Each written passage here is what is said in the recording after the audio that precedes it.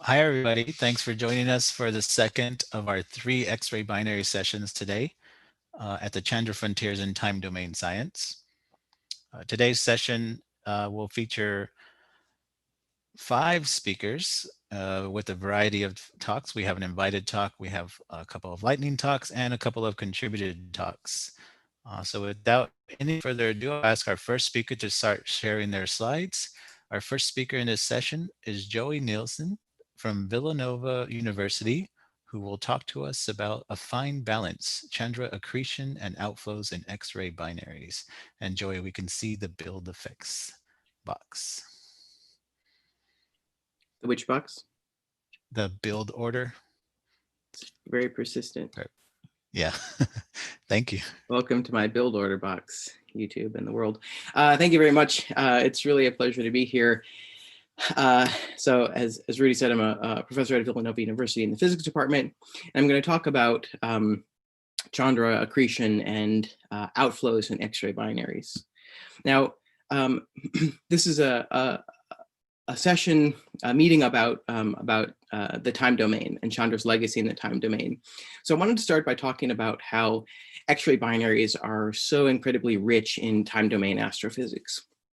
We've heard some great introductions to X-ray binaries already today, so I'm not going to spend too much time on this, other than to say that the X-ray binary, for my talk, we're going to be focusing on a black hole that's accreting material in the form of an accretion disk from a normal star. And what makes these systems so interesting for time domain astrophysics is the range of time scales that they exhibit, or 10 powers of 10 in time scales from down to milliseconds out to decades of variability, the range of luminosities they exhibit.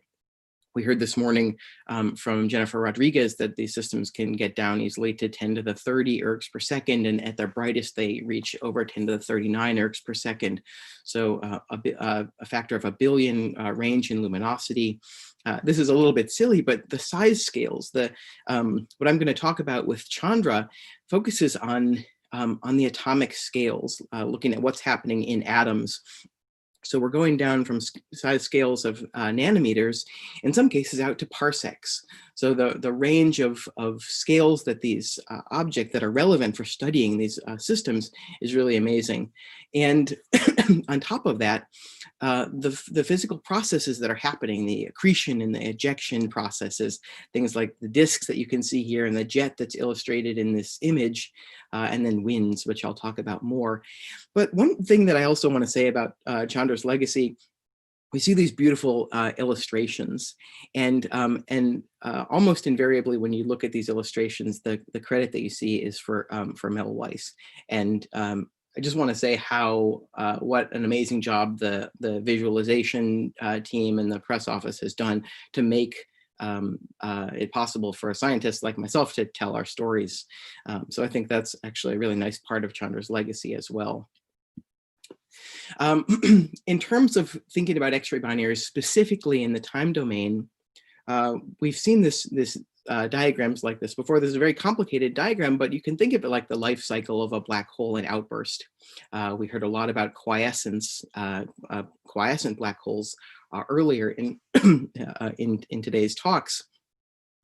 The life cycle of a black hole is basically a start in quiescence down here in this diagram, which shows on the y-axis is the luminosity or the brightness, sometimes thought of as how much stuff is falling onto the black hole, the accretion rate. And on the x-axis is what we call the spectral hardness, and it's a proxy for how thermal or non-thermal the emission mechanism is. And what we see very broadly, and I don't want to go into too much of the details, is that when these systems go into outbursts, when they get really bright, when they start actively accreting, they follow this sort of Q-shaped pattern. And there's a lot of phenomenology that we understand now about what that pattern looks like. But the way that I want to summarize it is to say that we see that there are links between things like the structure of the accretion flow, the material that's falling onto the black hole, the physics of that that disk and the irradiative efficiency, how bright it is, as well as things like the shape of the spectrum and the luminosity, which are the X and Y axes here, and the variability, in addition, the flickering brightness that we see in these systems that we will put together and call an accretion state. We heard about accretion states in several other kinds of systems, tidal disruption events earlier from DJ Pasham, and later today we'll hear more about those as well. So there are connections between the structure of the accretion flow, the spectral shape, and also in this very lovely illustration from Sarah Markov, the behavior of jets and the accretion disk and outflow modes, winds, I'll talk more about later. So this is a pattern of behavior that we understand well from now 2+ decades of studying these systems.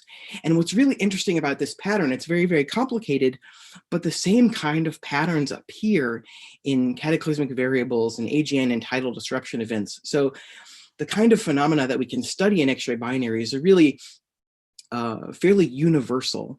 And so looking at the details of these systems helps us understand what's happening all over the universe and all across the mass scale.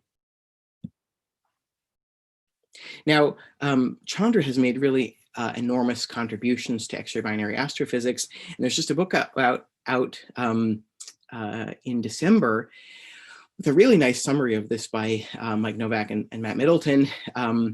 So a lot of what I'm going to talk about, you can see in there. I'm going to put my own spin on it, though.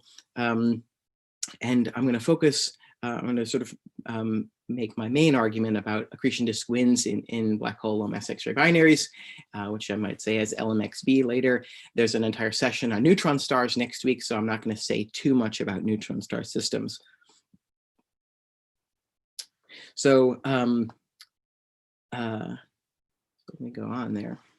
So my overall argument, and it feels a little bit silly to me, but I also think it's accurate. We often talk about X-ray binaries as a laboratory for studying the physics of black hole accretion. And I think if that's true, if black holes are a laboratory for studying, if X-ray binaries are a laboratory for studying accretion physics, I think we can think of Chandra as a microscope. Right, there's a microscope that's powered by Chandra's incredible imaging capability, the CCD spectroscopy, and the gratings. I'm going to spend a fair amount of time on grating science just because I think it's so neat the way that the gratings allow us to link, as I said earlier, those atomic scales and the big scales, the big things that are happening around black holes. So as a sort of broad overview, I think that Chandra's legacy is about revealing fine details that tell big stories. And so I think the microscope is actually an appropriate analogy for that. So what I'm going to do is kind of give a highlight of some of the things that Chandra has contributed to X-ray binary physics, and then wrap up with kind of an argument about what we're learning from these systems. So I'm going to start with X-ray transients. I'll just say a few things about a few different fields. Finding X-ray binaries is one of the things that that Chandra is really excellent at. If you think about, this is an image from Kenny et al. 2013 of the galactic center in X-rays. We have an extremely complicated galactic plane to work with, and that's where a lot of our transients are. And spatial resolution is key to finding those and doing follow-up and working with multi-wavelength campaigns. And so the ability to localize transients with Chandra's spatial resolution is really important. And there have been a bunch of programs throughout Chandra's lifetime with tens of galactic low mass X-ray binaries identified. There have been dozens of ATELs that facilitate multi-wavelength work. This particular error circle that you see here was about identifying a magnetar that went into outburst right when we were trying to study Sag A star. Chandra's focusing ability there has been really important. Now, it's also turned out to be really important for understanding the kind of systems that we're looking at. So that focusing power means high sensitivity, which is really essential for faint sources. And the low background as well has been really useful as well. So when we think about quiescent sources like we heard some about earlier this morning, think about when these systems get really bright, when they fade away again, once you know where they are and you know where to look, you have Chandra look.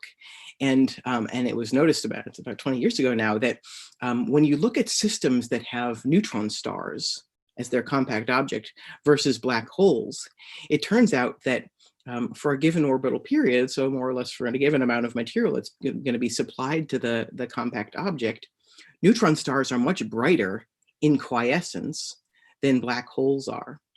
So there's this sort of dividing line between neutron stars and black holes.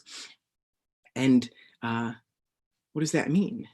What does that mean? Well, one very plausible explanation for that is that a neutron star has a surface, and when stuff falls onto it, it warms up, it lights up, you can see it. It has a surface that can emit radiation, whereas a black hole doesn't. And so this dichotomy between neutron stars and black holes really represents the fact that there's no surface there. You're sort of getting a handle on the event horizon just because you have the ability to look at these systems so when they're so faint, when there's so little happening around there. So that's really neat. Now, if you were going to zoom in, if you could look directly into the sort of shape of space and time, what would you see, right? What could you learn about if you knew that you had an event horizon there? Well, one of the things that we've focused on quite a lot in the last couple decades is trying to measure the spin of the black hole. The fundamental distortion of space and time due to the gravity of the black hole depends on how rapidly it's rotating. And this is work that really spans Chandra's lifetime. And it depends, it has several important effects. The spin has several important effects, including, you see here an image, an artist conception, once again by Mel Weiss, of the accretion disk around the black hole, whether it's not spinning on the left or spinning on the right. And you can see that the shape and appearance of the accretion disk changes, and illustrated on the bottom from John Miller is the shape of iron emission lines that you see. So I don't want to go into the whole details, but you can measure, then you can use the appearance of the accretion disk, and you can use the appearance of spectral lines to help measure the spin of the black hole. This is one of the fundamental parameters that describes space-time.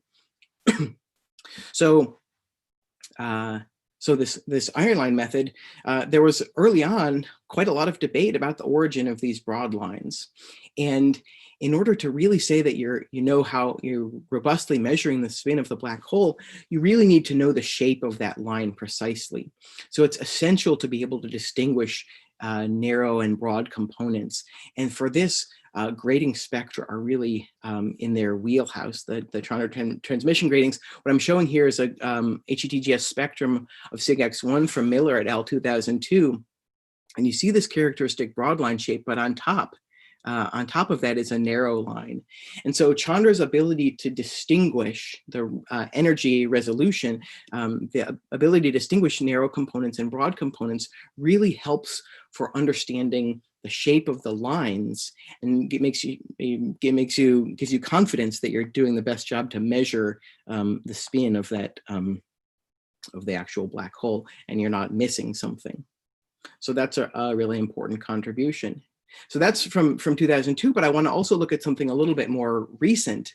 This is a 2016 study by Jack Steiner using the continuum fitting method, the shape of that accretion disk spectrum. And this is a system that's called IC10X1 at a distance of 750 kiloparsecs, so another galaxy, the very low X-ray flux of less than 2 times 10 to the minus 11, sorry, less than 2 times 10 to the minus 12 ergs per second per centimeter squared. So I guess that's pretty low for somebody who studies galactic sources. But what Jack did was a joint study with NuStar and ACES spectra. And you can see the image of what's happening here. We have a black hole that's accreting from a Wolf-Rayet star. It's surrounded by this by wind. There's scattering. There's absorption in the stellar wind. It's pretty complicated.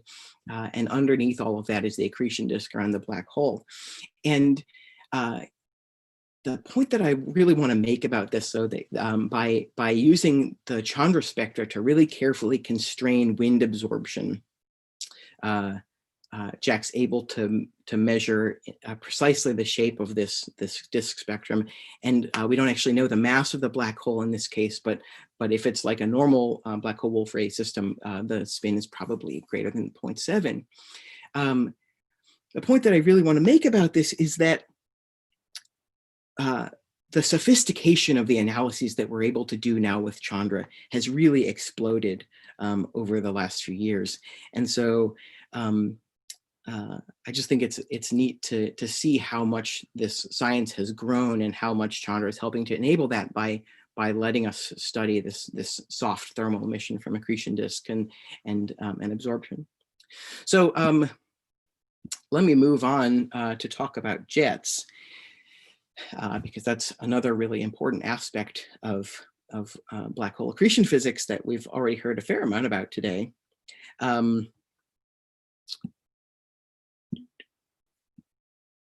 So Chandra's been looking at X-ray jets from X-ray binaries for almost its entire lifetime. This image is a snapshot from a paper by Herman Marshall in 2013 of the black hole X-ray binary SS433. And in different times, September 1999 up to May 2001, you see these strong emission lines that are extremely variable.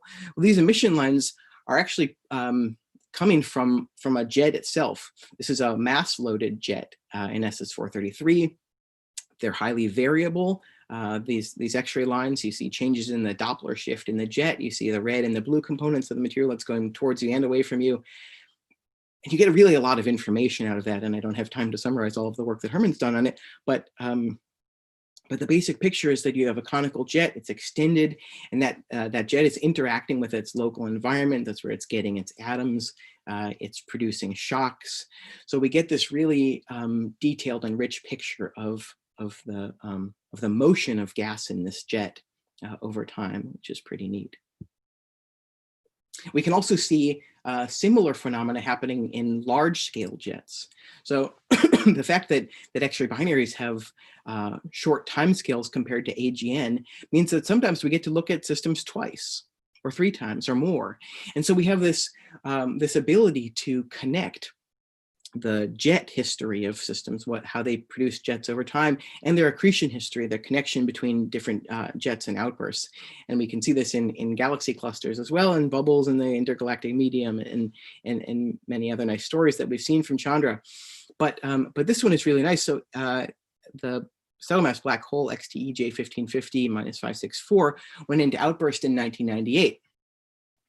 In 2002, it happened to be an outburst again, and Stéphane Courbel and his group were looking at it with Chandra, and they noticed some X-ray emission off to the side. So this is the X-ray source 1550 where they were looking, but they noticed some X-ray emission off to the side. And when they went back and looked at archival data, they realized that these little emission blobs off to the side are that's the jet. A jet that was produced in 1998, interacting with the gas, the local stellar environment of the black hole at distances of half a parsec or so away from the black hole.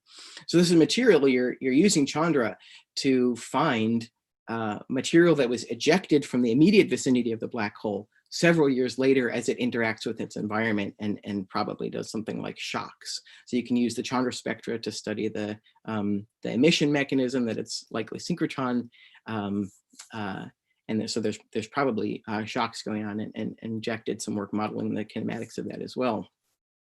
So that's pretty neat. You're understanding sort of you're getting a sense of the particle acceleration mechanism in these jets. So that's another area where Chandra has turned out to be extremely powerful, because we know that in jets that the X-rays are produced by extremely highly accelerated electrons. And it turns out that those X-ray spectra then are extremely sensitive to the mechanism by which those particles are accelerated and the mechanism by which they radiate their energy. So I won't spend a whole lot of time talking about different radiation mechanisms, but this is an image from a 2015 paper by Sarah Markov comparing M81 star, the supermassive black hole at the center of M81, to a stellar mass black hole V404 Cyg, using the same radiation mechanisms and the same physical scales relative to the size of the black hole. And it works really well. Both of these models work really well to describe the broad spectral energy distribution of these two black holes. And so what that tells us is that, some portion of the emission mechanisms in jets is scale invariant. It doesn't depend on the mass of the black hole. So by studying jets in stellar mass black holes, we are also learning at the same time about jets from supermassive black holes. And this also links to outbursts, these black hole outbursts in the galaxy, to outbursts and variability of Sag star. I've done some work on and won't talk about now, jets in M87, and images with the Event Horizon Telescope. So there's a really broad set of connections here. We also have the radio X-ray correlation that we heard quite a lot about this morning, and so I won't say a whole lot about that, but other than to say that what we're seeing is a really strong correlation between the radio luminosity of jets and the X-ray luminosity of these accreting systems during particular states, sometimes called the fundamental plane of black hole activity. There's an enormous amount of work that's gone into this. I couldn't possibly even fit all of the names of the people who have been working on this for the last 20 years. But the important point for today is that we have a link between the accretion, the inflowing gas, and the ejection, the physics of stuff that's being ejected via this radio luminosity. And so as seen by Jennifer Rodriguez talk this morning, Chandra is really especially important to get down to these very low luminosities. So I'm coming towards the end of my time, and so I want to turn to disk winds. And the reason that I think we should be interested in disk winds is because it's feedback. We're looking at these winds, which are ionized outflows, like you can see here in these absorption lines. Winds are radiative and mechanical feedback in action. So grading spectra give us photoionization diagnostics. They help us learn where the gas is, how hot it is, how fast it's moving, how dense it is, the mass loss rate in these outflows that you can see here, and that's visualized in this image by, once again, Mel Weiss. And we can use that to figure out where this gas is coming from. And what I like about this is that we're using atoms to watch the rapid evolution of the accretion power and the ejection power in a mini AGN. And so if the question was originally why winds, I would ask why not? Why would we not be looking at these things? There's so much information that we can get out of them. And there really wouldn't be any discussion of Chandra's legacy and studying accretion disk winds without talking about GRS 1915, where there have been 22 grading observations and counting. GRS 1915 was the first detection of variable blue shifted absorption. You can see these absorption lines in a paper from Julia Lee in 2002. This iron absorption line right here is multi-million degree iron that's flowing away from the black hole. And Julia's initial suggestion was that it looked like the mass loss rate in this stuff, this hot gas, was comparable to the material that's flowing onto the black hole, the accretion rate. That turned out to be really pretty prescient. And rather than give you a full introduction to everything about GRS 1915 that you could want to know, I'm going to give you an example of why it turns out to be such an interesting system. You can see one of its light curves here. This is called the heartbeat state. It's about a 50-second pulsation, and it's an instability at extremely high accretion rate. And what this variability tells us turns out to be really interesting for understanding how black hole accretion works. So when you look at this state, this pulsation with Chandra, with the transmission gratings, you see an absorption line. You see an accretion disk wind. So what would you do if you had incredible signal to noise, such sensitive spectra, and such strong variability? Well, you would break it into pieces. You would stack hundreds of cycles. You would track the variability as this thing goes up and down. And this is from a paper in 2011 and some follow-up work that we did later, it turns out that the strength of the absorption line, that little dip you see there, tracks the variability in the continuum, but there's a lag. And so this complicated image where the light goes up and down, the wind does the same thing. It's responding to changes in the continuum on really short timescales. And possibly on timescales that are shorter than the dynamical timescale, which turns out to be interesting and weird. I can talk more about that later if anyone wants to ask.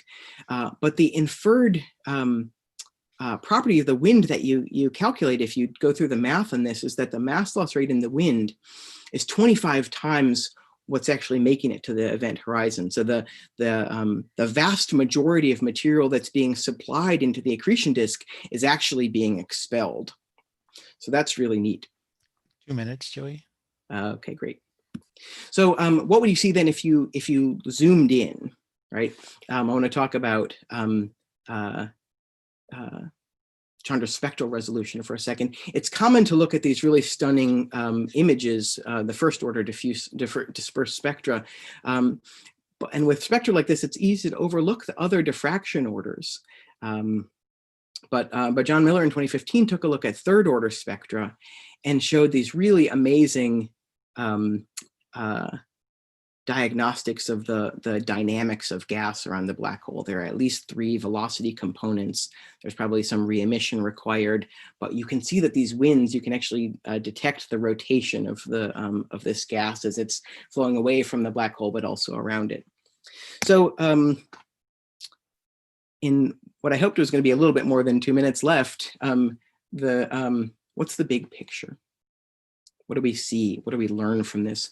The question that I want to ask is, how do these disk winds evolve over time? What role do they play in the life cycle of black hole outbursts? And I want to come back to JRS 1915 for that. Because a bunch of observations, dozens of observations now over years, showed that this wind absorption is prevalent in softer states, and we found emission lines in harder states. So what's interesting about this is that the mass loss rate in the wind is sufficient to restructure the accretion flow and possibly even quench the jet. And I'm going to skip my little movie here. Because when Gabriele Ponti in 2012 did an archival study of X-ray binaries of stellar mass black holes and found that that pattern that we see in JRS 1915 holds for other systems as well. These systems go into outburst, and these circles show detections of winds, and the winds are preferentially detected during the softer states, just like in 1915. So what does that mean? Why don't we see these winds in early outburst phases? And because those winds are so massive, understanding this trend turns out to be really important for understanding the accretion history of the black hole. So we need frequent coordinated observations to explain this trend. We need to be able to understand physically what produces this trend in real black hole systems. And I'm a little bit out of time, so I'm gonna skip the arguments in detail, except to say that we need coordinated observations because hard X-ray spectra, like the ones that we get with NuSTAR, can tell us about the details of the cooling and heating of gas. And that cooling and heating of gas tells us what we should expect to see for any given physical conditions. So it helps us understand, should we have seen something or not? We also know from previous studies that that the winds can evolve in real time. In one of the most famous Chandra spectra of a stellar mass black hole, this blue spectrum with very, very strong absorption lines, John Miller was able to constrain the density in this gas and figure out that from the ionization diagnostics, that this gas looked like it was too dense and too close to the black hole to be launched by thermal driving, the normal sort of radiative thermal wind that we see in these systems. And the inference was that the wind must be driven by magnetic fields. But just 3 weeks earlier, another Chandra observation showed something very different. And so what these observations tell us is that in days and weeks, the winds can grow and evolve in significant ways. And it turns out that if you model the underlying X-ray continuum, the hard X-ray emission, really carefully, you find out that that dense wind is actually a Compton-Thick and super Eddington wind. So the point then is that diagnostics of the wind geometry, the mass evolution, which are important for understanding how the black hole grows and evolves, require multi-wavelength coordination. This happens all really fast.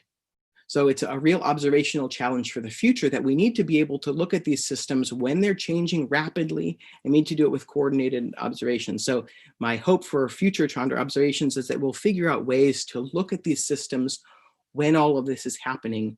It's a real challenge for monitoring campaigns and observing proposals. So I'll stop there and say that Chandra's legacy is the power of the close-up view. We get to see in detail the links between accretion and ejection processes around black holes, and we get a really nice preview of what's to come with next generation instruments. So thanks very much for your attention. Thank you, Joey, for an excellent talk. We do have a few questions. First, a comment from Mike Novak, who says that the reference in that review article in the Chandra book is Novak and Walton, but there are lots of references to Middleton in there. Yes, thank you. Sorry, sorry, Dom, and thanks for the correction there, Mike. Tom Macaron asks, in the jet models you presented, are the physical parameters self-consistent? In particular, can the combination of temperature and optical depth exist in the presence of pair production, which, if he remembers correctly, was not included in the model calculation? This one here. So yeah, I don't know the details of that. If I don't know that if there's significant pair production in these jet models. The dominant emission mechanism here that you can see is non-thermal synchrotron, and I'd have to look into it. Great. Another question we have is from Solon Ballman, who asks, why so few P Cygni profiles? What is the physical importance of this? Basically seeing the absorption lines, but not as P Cygni profiles.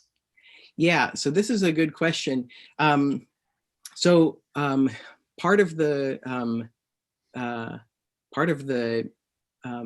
I didn't reference it. I had a reference here, but didn't mention it. The first detections of winds were in Cygnus X-1, or at least in X-ray binaries in Cygnus X-1, the neutron star system, that showed very clear P Cygni profiles. And part of what the P Cygni profile is the at rest or slightly redshifted emission lines with a blue shifted absorption lines, the characteristic signature of an outflow. But it depends on the geometry of the wind. You're looking at the emission comes from basically reflection off or thermal emission from the part of the wind that you're not looking directly through. And so by changing, you can tweak it a little bit by tweaking things like the solid angle of the winds. An equatorial wind you generally expect, or a wind that's pretty much hugging the accretion disk, where you're just looking through the gas along your line of sight, and there's not some large scale spherical wind that you're missing. You can reduce the relative importance of that emission component, and so that's part of what we're seeing. In some cases, we do see if I have a good example of it. I think I might not. In some cases, you do see a little blip there. It's kind of difficult to see here under this model, but you do sometimes see small emission lines. But yeah, they're not as strong as they are in some of the other neutron star spectra that we've seen of disk winds. Great. Okay, we have about a minute left. If we have any additional questions, or if Tom, you needed a follow-up to your question. It's kind of complicated, so I'll send Joey an email. Okay. Thanks, Great. Tom. Great. If there's no more questions, let's thank Joey again for an excellent talk. And I'll ask our next speaker to start sharing their slides. Our next speaker is Maria Martínez-Chicharro from the Instituto Universitario de Física Aplicada a las Ciencias y las Tecnologías, Universidad de Alicante, and they will talk to us about high resolution X-ray spectroscopy of the supergiant high mass X-ray binary 4U1700-37 during the compact object eclipse. And Maria, you're muted still.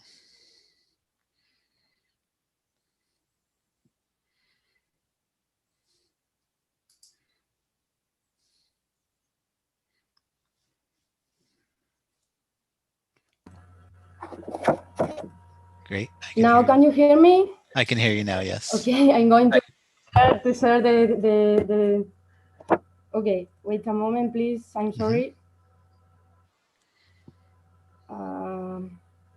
Yeah. Can you see my screen? I do not see it. Now? No.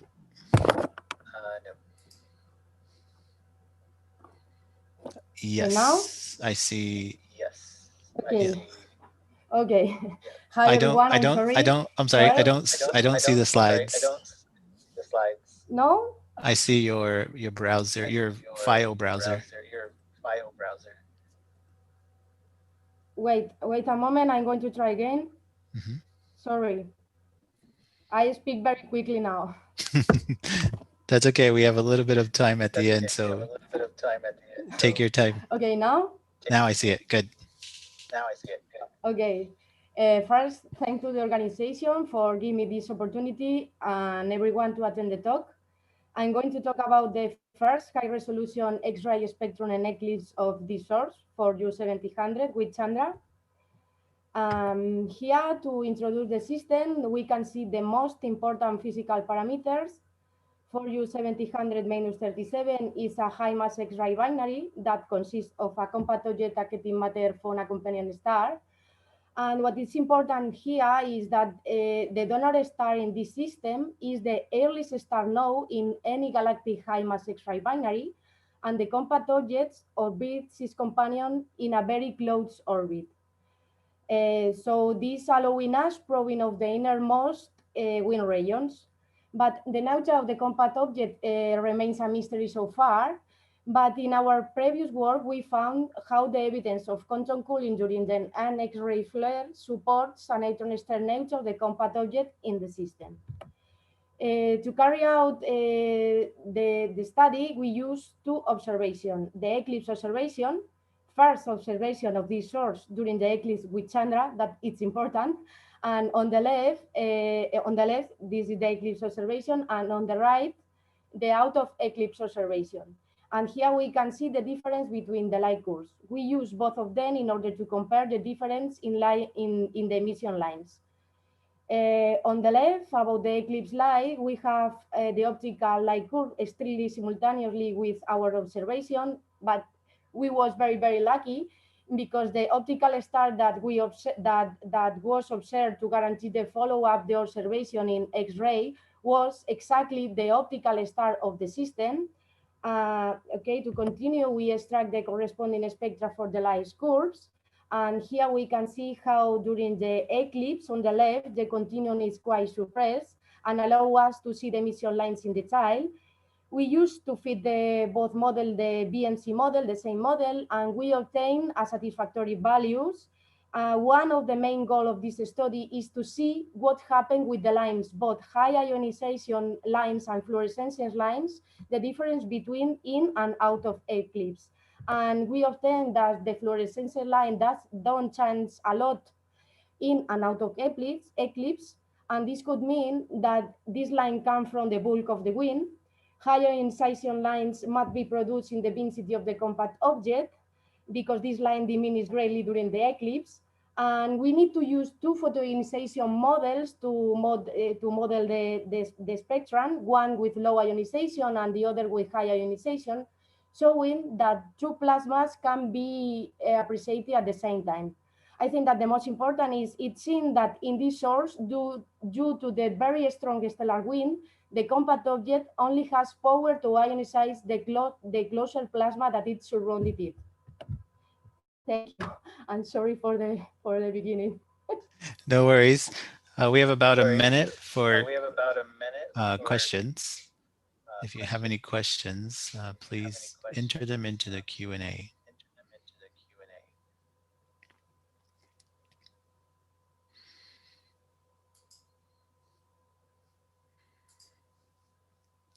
So John Miller says, very nice talk. Do you have any density constraints on the wind?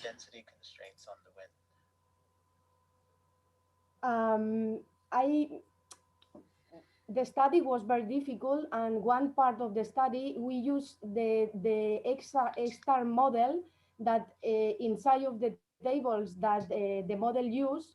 I think that we use a density about 10 to 12, more or less, if I don't remember wrong. And we have a question from Alicia Rocco Escorial. Hi, Maria. Thanks for the talk. Do you know if there have been any detections of pulsations from the compact object?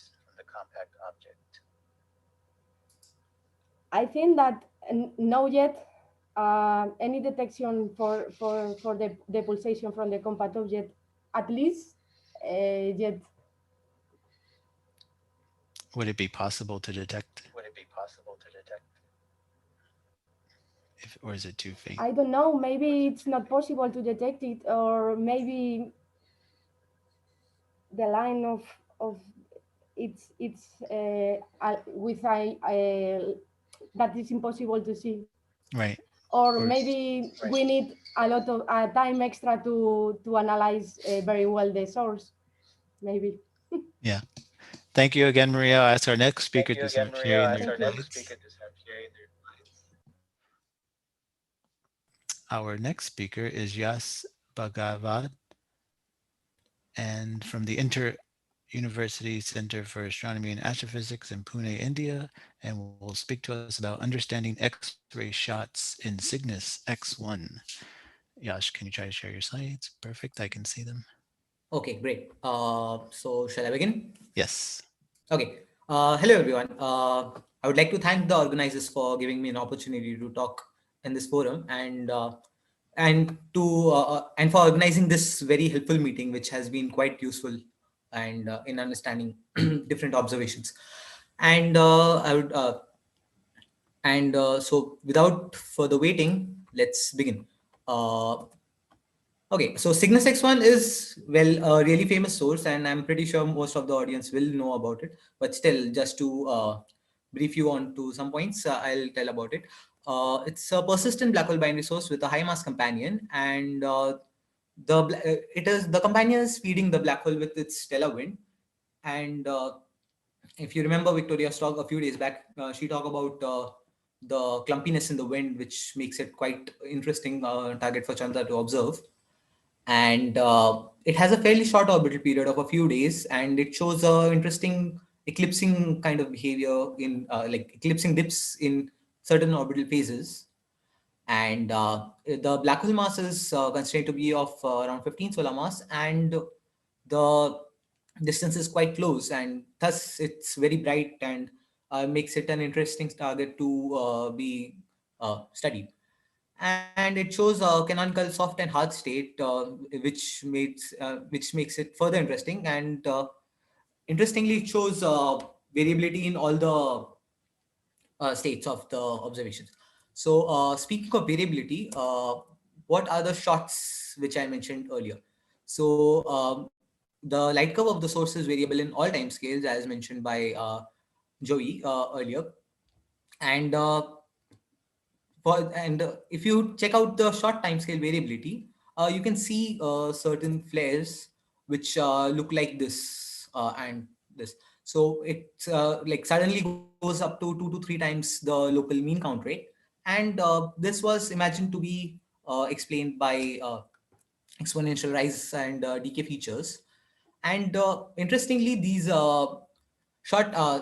variability can exactly predict the short-term variability in the power density spectrum, which you can see over here. This work was done by Negoro et al. In 2001, and they try to understand what the like how does the timing properties of short vary with the in the whole light curve.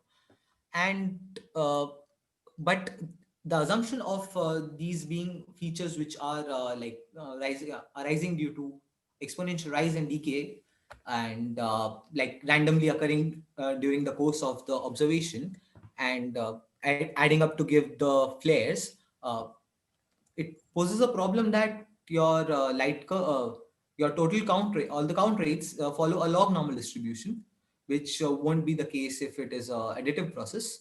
And there is a very tight tight and linear RMS flux relation, which indicates that it's sort of a multiplicative process. So all in all, we need to study this in more detail, because you can't just expect that the shots are a simple multiplicative process. So that's what was done by Yamada et al. In 2013, where they took these shots, aligned their peaks, and co-added them in different energy bands. And here's a co-added profile of the shots, and you can see that well, it looks like an exponential rise and decay in all the different energy bands. But if you look closely, the timescales of rising is different across energy bands, while decay is almost similar. It is also highlighted by the fact that if you take the ratio profiles, you see that it's getting steeper and steeper inwards as you go higher in energy, which also indicates that your relative peak of the shots is basically uh, a monotonically decreasing function, at least from 10 kV onwards. Uh, and if you check out the spectral variation across the shot, you can see that it's basically mimicking the variation in the Compton Y parameter.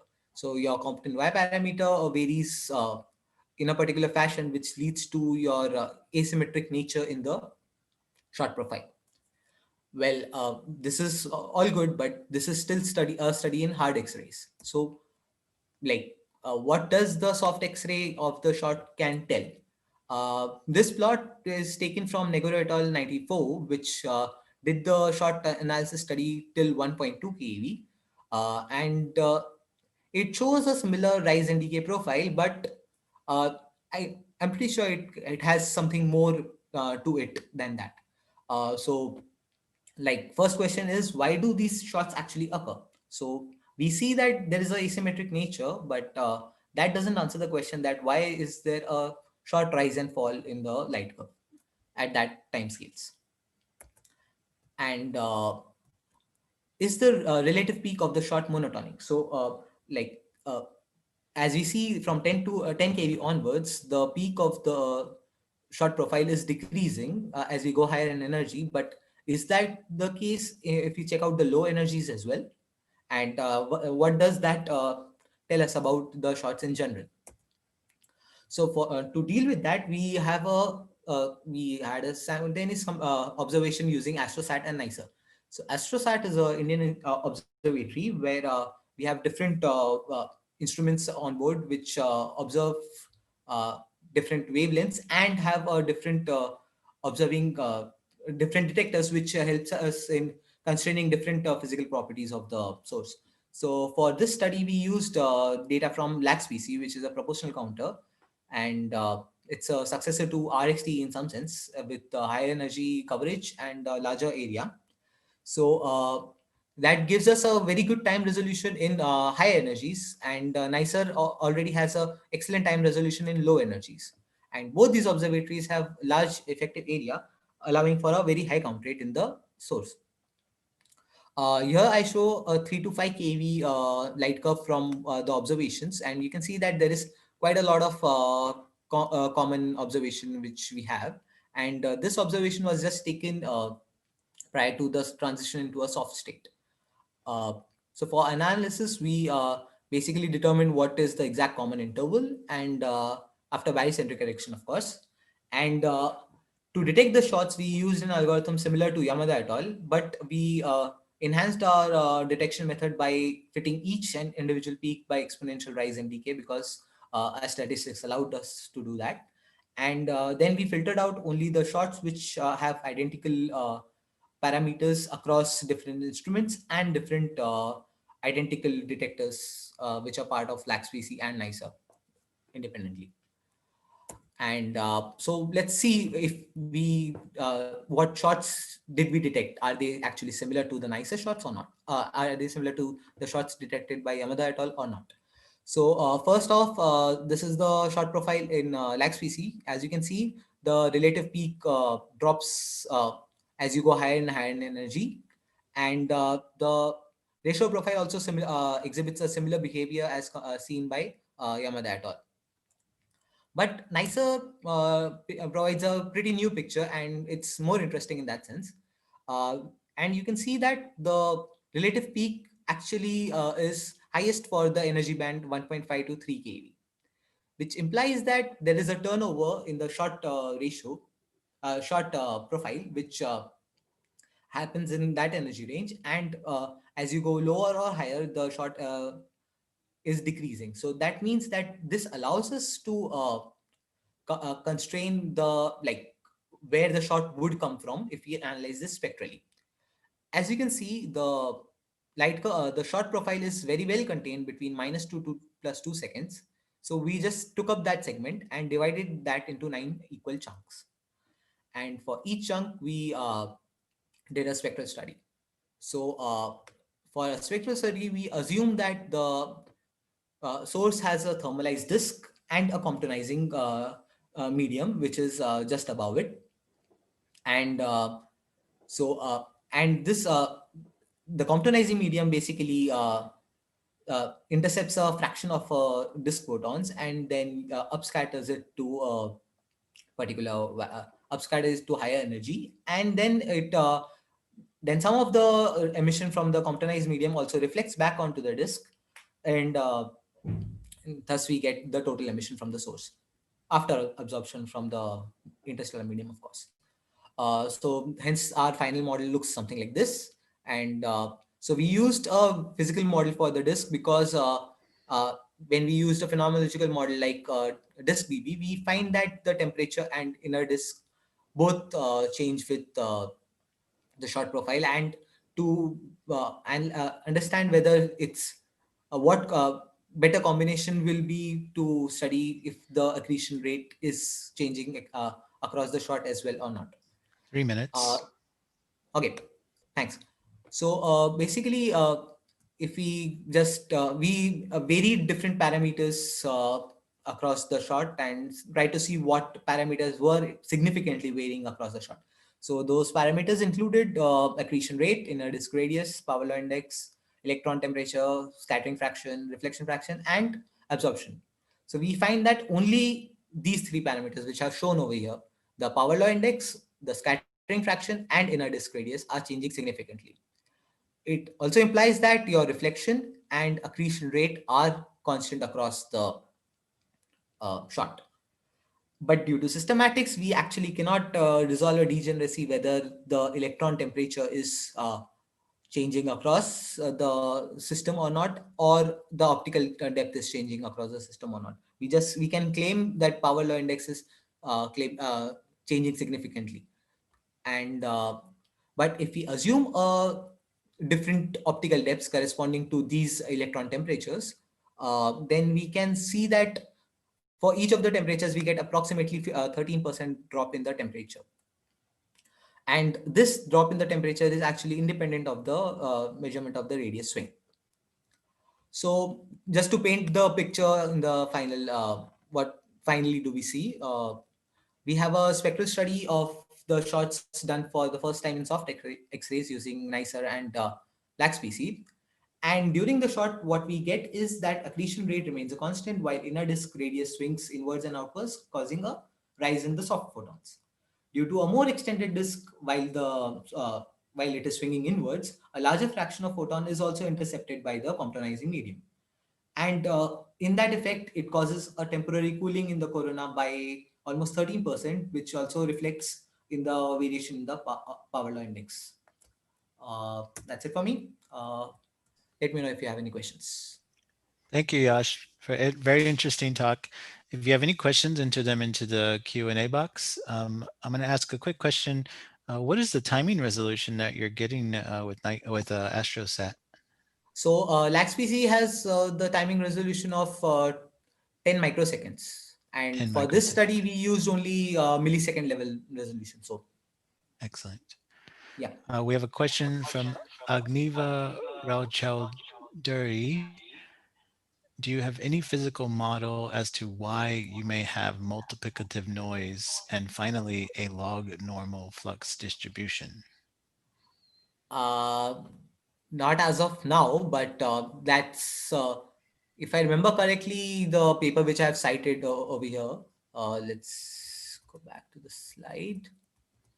And where is it? Yeah. Okay. Yeah. So this one, the model which, yeah. So basically, this was taken from Motlagh et al. 2005. So this paper basically discusses the fact that if there is a random multiplicative process which creates this flaring kind of behavior, they don't actually give out any physical model, but they just assume that if there is a multiplicative process at the core, and if it correctly simulates a light curve from the source and replicates the property which we see, like the RMS flux relation and etc. etc. Interestingly, they also predict a very high significance flare of 13 sigma level, which was detected in 2 years earlier by Gerlinsky et al. Great. We have a quick question from Joey Neilsen. Yeah. Hi, great talk. So I was curious about the difference that you showed in the shot profile with energy with NICER versus LAXPC. Yeah. I was just wondering if it's possible that what you're seeing there is the turnover of the spectrum due to something like interstellar absorption. Is it possible that there's the data statistics are changing at that point? So these are exactly simultaneous observations, so I'm not sure if that can actually cause that. But if you're going to lower energy, you're going to see a different effect of absorption at lower energies where I know the NH is not very large in Cyg X-1, but yeah, at some point when you get down to under a keV, it's going to start to have an effect on the shape. Just curious if that might have something. That could be the case. I have not probed that aspect as yet. Thanks. I'll check that out. Great. Thanks again, Yash, for an excellent, interesting talk. I ask our next speakers to start sharing their slides.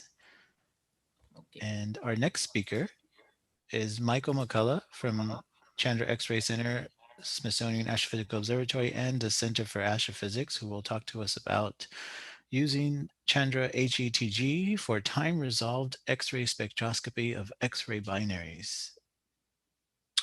Okay, this is a quick talk. This is just to illustrate what you can accomplish with the HETG, and actually both in spectroscopy, but also in using time ability when you have a bright X-ray binary.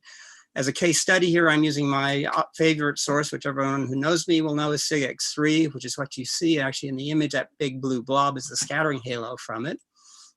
Cyg X-3 is a Wolf-Rayet X-ray binary. This is a picture of a Wolf-Rayet star. This is not Cyg X-3, but it gives you an idea of what a messy situation it is.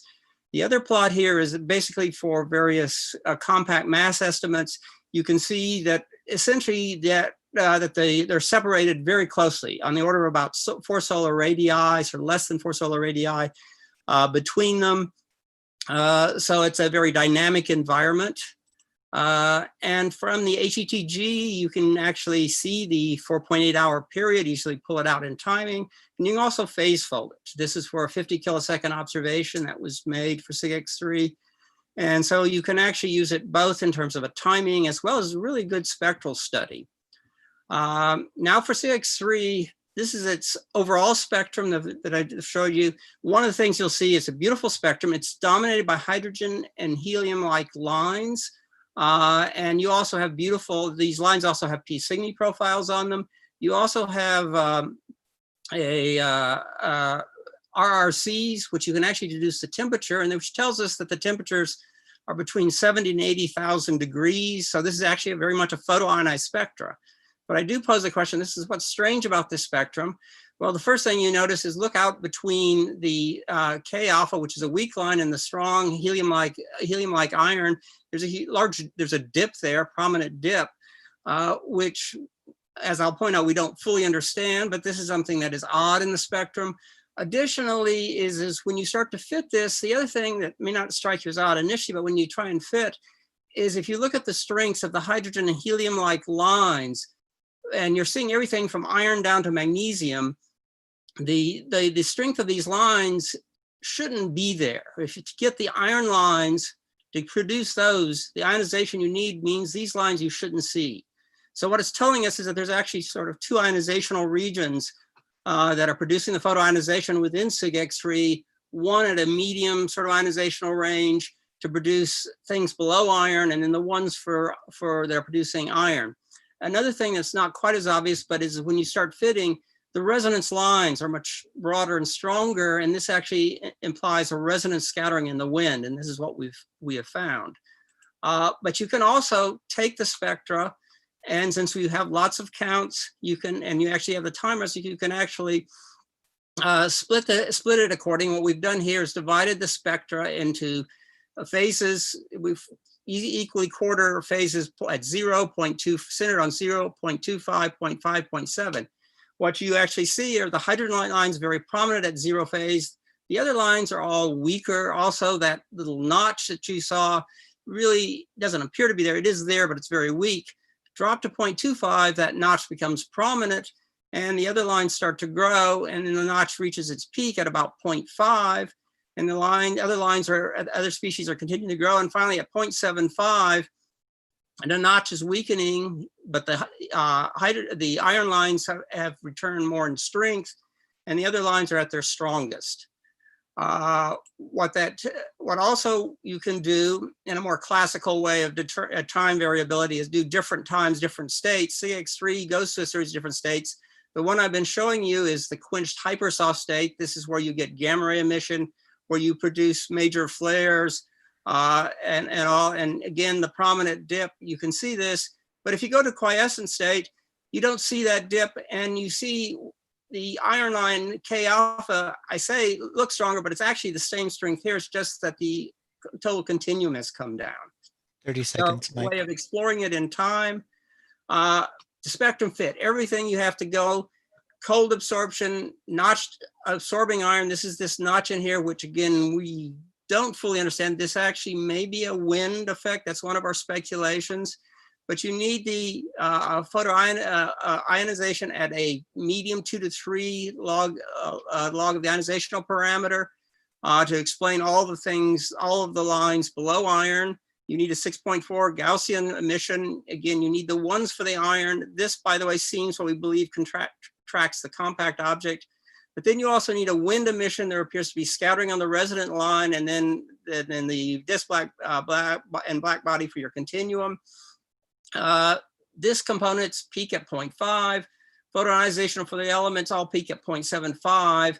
Iron line goes from 0.75 to 0.25 where it's strongest. Notch is needed at all orbital phases, but peaks at 0.5. Wind component is detected at all phases, but again, it's at minimum 0.5. So this wind component is anti-correlated with the X-ray continuum. So what you see are two major components, the wind and high and medium ionization are strongest in the 0.5 to 7, indicating really in terms of also what may be part of a shadow wind. And the continuum, iron K, and the notch all are strongest at 0.5. And again, since this is a short lightning talk, to replace a poster, don't have a poster, but we do have a paper. Would encourage you to read this if you have questions that we have put out. And that will end my talk. Thank you. Excellent. Thank you, Mike. We don't have time for questions right now, but we will have time at the end of the session after the next talk to field any questions. If you have questions for Mike, put them in the Q&A, but be sure to address them to him so we don't confuse him with the next speaker. I'll ask the next speaker to start sharing their slides. Our next speaker is Armin Vahdat Motlagh from the University of Tübingen, who's going to talk to us about black hole X-ray binaries in state transition, a short review. Can you see me? I do not see you, but I see your slides. Okay. But they are in. Okay. I see you now, and let me just a second. Okay. That looks good. So hello everyone. I'm Armin. I'm a PhD student at the University of Tübingen. I will be giving a short review on black hole X-ray binaries, focusing on state transition in outburst decay. So, and lastly, I'll also talk a bit about our results regarding this topic, which I started during my master and finished it last year during my time in Texas Tech University. So there were a lot of introduction talks about the evolutionary stage of black hole X-ray binaries. So I will not go into details on that and focus more on these outburst cycles in the systems and state transition. But before that, I would like to emphasize that this talk is mainly going to be about the black hole X-ray binaries in low mass X-ray binary systems and in the Milky Way. So no, we are not interested at this point to the black hole X-ray binaries at the global clusters or high mass X-ray binaries.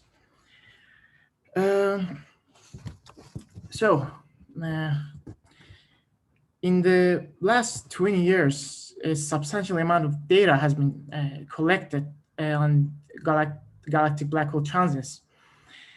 And a good example is RXD, which almost revolutionized the study of this field by revealing the richness of the spectral and temporal properties. So at the beginning of this millennium, a rough picture of the revolution has begun to emerge. These systems spans most of their time in quiescence at very low mass accretion rates. And occasionally they go into outbursts that last from a few months up to a year, during which their flux rises by several orders of magnitude. An example of such a light curves is actually shown here on the left panel, which you can see the contrast is increased substantially. The origin of this outburst is commonly explained by the release of this gravitational power of accreting material coming from the companion star and forming an accretion disk around this black hole. And the gas drifts slowly in this accretion disk, and as it approaches the center of the black hole, it heats up and we have our outburst. I'll come back to this physics behind this outburst, but now I would like to focus more on this state transition. So during this outburst, this gamma-ray galactic black hole transients display very different spectral and temporal states, which can be distinguished in this so-called hardness intensity diagram, which you can see on this right side. Where this X-ray luminosity is plotted versus the hardness ratio of the spectral X-ray spectrum and producing a hysteresis with have a typical Q-shaped, this anti-clockwise track. The corresponding hardness intensity diagram of this light curve on the left side is shown in the right side. So let's talk about different states. So at the beginning of the outburst, which you see from A to B in this vertical branch, the system is in the hard states and the spectra has a hard power law shape up to a few keV, which is a signature of a non-thermal process in a very hot optically thin plasma, which we usually refer as hot flow or corona. In this stage, also the radio emission is also believed to produce by these steady jets, so as we call compact jets. And as the source evolves in this B branch, the source transits to this bright intermediate state, which, for instance, this time we see these ballistic jets, which are very short-lived but powerful.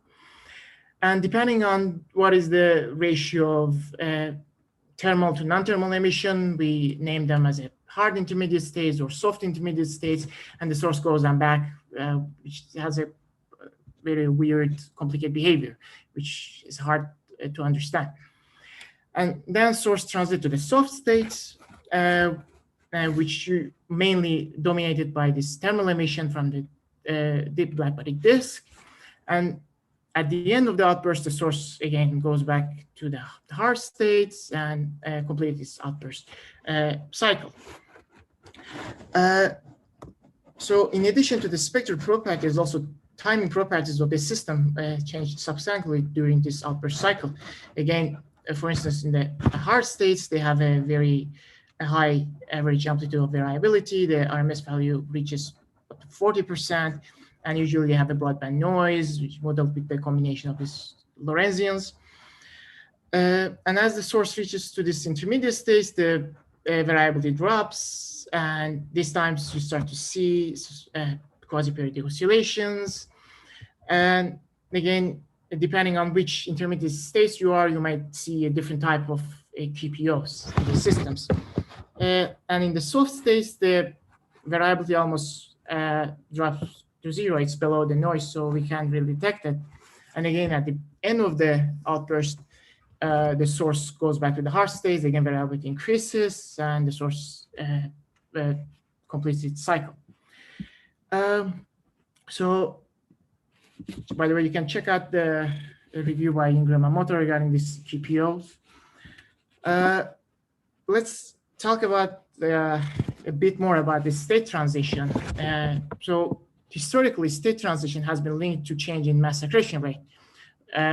So as I talked about it earlier, hard states can be described by a combination of two component models where a geometrically thin and optically thick disk is truncated at some radius due to the evaporation. And inside, the matter is transported with a geometrically thick and optically thin hot flow, which we call the corona. And observed power law, which I talked about it earlier, is coming from this inverse Compton scattering of this coolest photons. But as the number of sources increased and frequent monitor of these sources with RXD and other satellites revealed that it is hard to explain everything by just changing the mass accretion rate, and additional parameters should be involved. So people came up with different ideas. For example, I don't have time to go in every details, but I tried to just talk about a few of them. For example, there are a lot of models based on magnetic field generation and transport, and also a lot of models about the general relativistic length filling effect, like the disk breaking.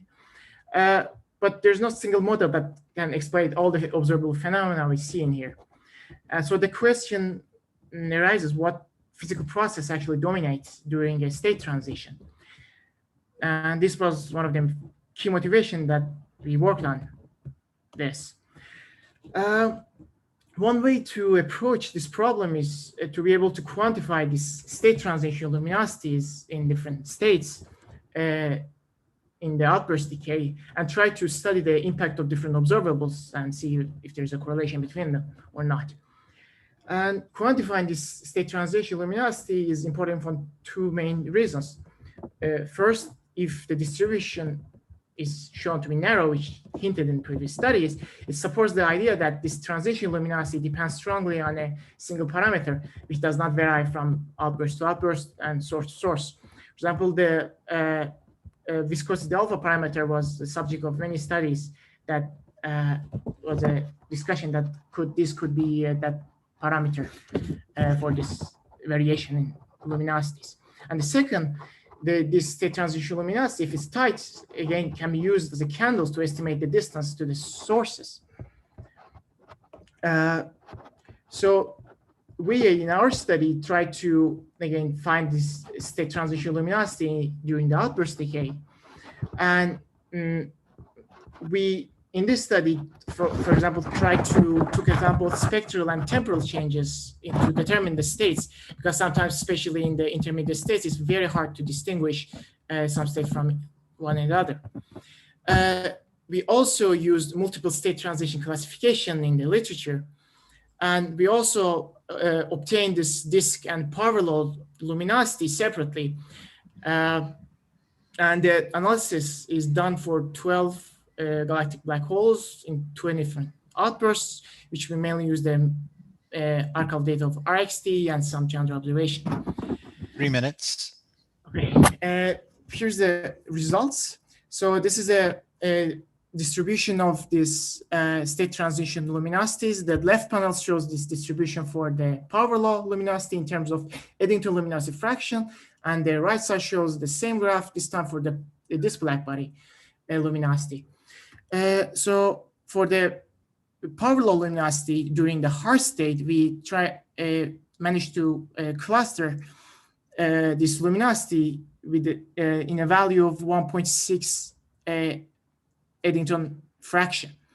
And for this black body, this time for the hard intermediate state, we managed to get the value of 3.2 Eddington fraction. We did this analysis for all states, and again for power law and this black body separately. We also took into account the effect of uncertainties in mass and distance. So if you would like to check the full result, please check the paper. And finally, talk a bit about these outliers. For example, for this source for U1630, we had a very hard time to distinguish the state transition. First of all, because this particular black hole transient is behind the high varying hydrogen column density.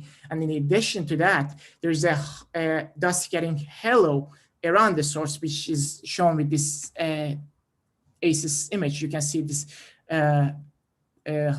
how this dust getting ring. So that's where the superiority of actually Chandra imaging comes in. So it's always better to monitor this with imaging to better understand the environment of these black hole systems. Lastly, we also had a hard time to understand these outliers. So this source also had 2 consecutive outbursts, 1999 and 20, but this particular outburst had 1 order of magnitude lower state transition luminosity compared to the average. And by analyzing both the spectral and temperature evolution of this source, we interpreted as that this source experienced some sort of secondary outburst. So as the source was going to the hard states, the new episode of accretion comes in and pushed the source in the soft state. And that was the key reason that this state transition luminosity occurred at very low values. And just my last slide would be about the inclination effect. We also took into account, we plotted the inclination versus the disk and power law luminosity for multiple states. And for the disk black body, we almost see that in every state, when we perform this correlation test, we saw that there is almost a positive correlation, which you kind of expect. For example, if you have a face-on system, you expect to have a strong black body emission, but if it's an edge-on, you don't. But surprisingly, for the power law emission in almost all states, this panel was almost flat for every state. So this tells us 2 things. First, when you're doing this luminosity calculations, it's better to take into account this inclination effect in your luminosities. And second, this showing flat in every state might hint actually a spherically geometry, because if it was some sort of like disk in different states, we would at least could have seen some inclination effect at some state. So since I don't have much time, I will leave you with the summary. And if you have any questions, just please let me know. Thank you. Thank you, Armin, for a very interesting talk. We have time, about a minute, for questions for Armin. If you have any questions for Armin, please enter them into the Q&A box. We have a question from Joey. Joey, you can speak. Hi. I was wondering if you showed the distributions of the power law and disk luminosities at transition. Are those correlated with each other? I mean, how do they relate to each other? Because we have this two-dimensional diagram. I was just wondering. No, they just the each panel is just the luminosity, and what panel is their expectation value. So when we did the analysis, we fit each observation and got the disk black body luminosity and power law luminosity separately. So these are completely independent analysis. Well, there were some cases that we fit them with a combination of power law and disk. So they might be very small correlation, but in general sense, it's independent. Yeah, I mean, I guess my question is, if you take the disk luminosity at transition and the power law luminosity at transition, and you add those together, does that give you the total Eddington fraction? Okay. The value I'm giving is just, again, for power law and luminosity, but we also have results that we combine them, and of course, the combination of them are higher. It's also, it depends. For example, in the hard state, you don't really see disk. So again, with the combination of both, you still have the power law effect. But in the intermediate state, for example, in the hard intermediate states, of course, the effect of disk black body luminosity is high. So when you combine both, you get, for example, 4% Eddington. And it's also good you mentioned that, for example, if you want to use this kind of calculations for determining them as a standard candles, you actually have to know what luminosity you're looking at or which state you are, because they might vary, as you said, from 1.5 Eddington up to 4 or 5% Eddington luminosity. Great. Any additional questions? We can open the questions to everyone now, as well, if you have any questions for any of our panelists or speakers this session. You're still sharing? Okay. Yep. Great. Joey, I see your hand up, but I think that's from before. Yes. Okay. If there are, I have a question for Yash. Yash, are you there? Yeah. So when the timing, you told us what the timing resolution was for AstroSat. Yeah. Is there any possibility is to reach those timing capabilities with Chandra, like if you had a bright enough source and you were doing like readout timing? So I'm not very familiar with Chandra observation possibilities, but I was just checking it out in the morning. Mm-hmm. So HRC does give you fast frame readout, right? Mm-hmm. So that might be useful, but we'll have to find such sources in which you do see short behavior and which have not been studied so far. But then we'll need to have a equally good sensitive counterpart in hard X-rays, because Mm-hmm. this kind of analysis does require that to happen. Requires both. Okay. Yeah. Great. Thank you. Any more questions for any of our speakers? Okay, if not, I'd like to thank all of the speakers again for an excellent session. And Mike Novak provided a comment that ACES can do 0.2 seconds in imaging mode and milliseconds in continuous clocking mode, which is what I had in my mind actually. So I'd like to thank again all of our speakers for this session. I think it was an excellent session, and I remind you all that the next session will start at 4 p.m. Eastern Time, UTC -4, and I hope to see you there. Thanks again for joining us. Bye, everybody. Thank you. Bye. Thanks. Bye. Thank you. Bye. Bye. Bye. Mhm.